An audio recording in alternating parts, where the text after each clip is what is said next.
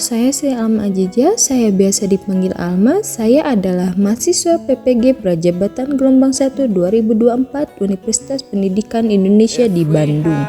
Di video ini, saya akan menggambarkan pemahaman saya mengenai perjalanan pendidikan nasional. Video ini juga sebagai tugas mata kuliah Filosofi Pendidikan Indonesia pada bagian demonstrasi kontekstualisasi perjalanan pendidikan nasional. Selamat menyaksikan. Pendidikan Indonesia telah mengalami perkembangan dari masa ke masa, mulai dari masa penjajahan kolonial Belanda hingga saat ini. Pendidikan berkembang sangatlah pesat. Pendidikan pada era zaman kolonialisme pada era tersebut hanya untuk memenuhi kebutuhan bangsanya saja. Di situ Belanda hanya mengajari bangsa kita membaca dan menulis serta menghitung seperlunya saja, agar mereka bisa meraup keuntungan dari pengajaran tersebut. Pendidikan di saat itu masih belum merata. Belanda di situ hanya mendirikan sekolah-sekolah untuk pegawai saja. Namun, masyarakat pribumi masih cenderung khawatir untuk bersekolah di sekolah tersebut. Karena di sekolah tersebut masih berpengaruh budaya barat yang kurang baik.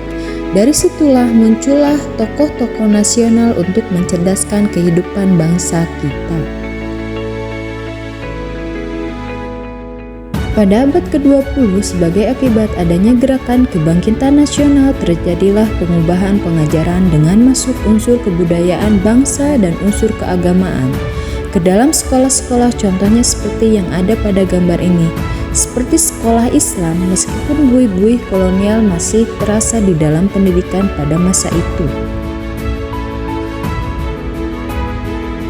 Pada tahun 1920, timbullah cita-cita pada masa itu yang ingin menghendaki perubahan pendidikan dan pengajaran pada masa itu. Cita-cita baru yang seakan-akan merupakan gabungan antara kesadaran kultural dan kebangkitan politik, keinginan untuk merdeka nusa dan bangsa sebagai jaminan kemerdekaan dan kebebasan kebudayaan bangsa yang menjadi pokok sistem pendidikan dan pengajaran pada masa itu. Pada tahun 1922, muncullah Taman Siswa. Ini suatu gerakan pendidikan yang disiasati oleh Ki Hajar Dewantara.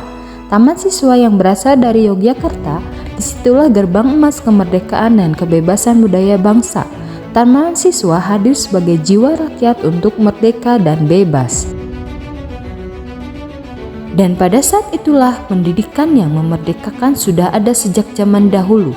Dimulai dari konsep Ki Hajar Dewantara, pendidikan menurut Ki Hajar Dewantara adalah daya upaya untuk memajukan budi pekerti, kekuatan batin, pikiran, intelektual, dan jasmani anak-anak.